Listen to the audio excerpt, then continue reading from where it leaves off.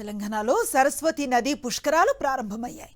జయశంకర్ భూపాలపల్లి జిల్లా మహదేవ్పూర్ మండలం కాళేశ్వరం త్రివేణి సంగమం వద్ద భక్తజన నది స్నానాలు ఆచరిస్తున్నారు.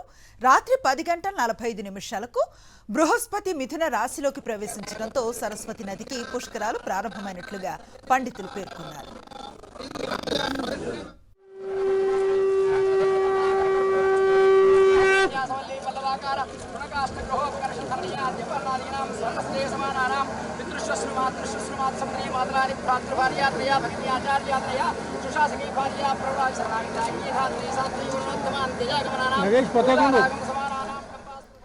రాత్రి సమయం కావడంతో ఇవాళ ఉదయం 5:44 అంతర్వాహిని సరస్వతి నదికి విశేష పూజలతో పండితులు పుష్కరుడికి ఆహ్వానం పలికారు.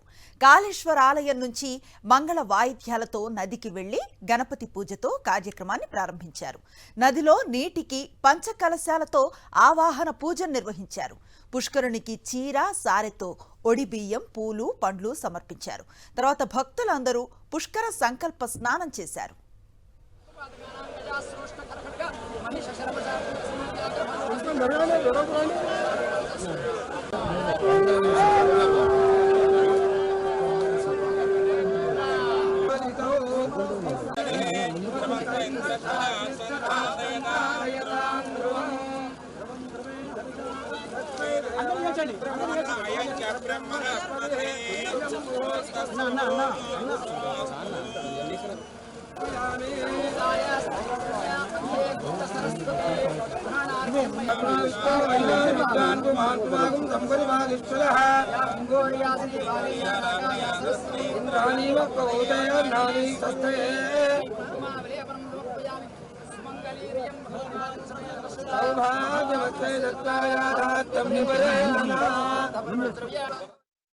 ఈ 12 రోజుల పాటు జరగబోయే ఈ కార్యక్రమంలో పెద్ద ఎత్తున మన రాష్ట్రానికి సంబంధించిన భక్త సోదరులందరూ కూడా పుణ్యస్నానం చేయటం జరుగుతుంది.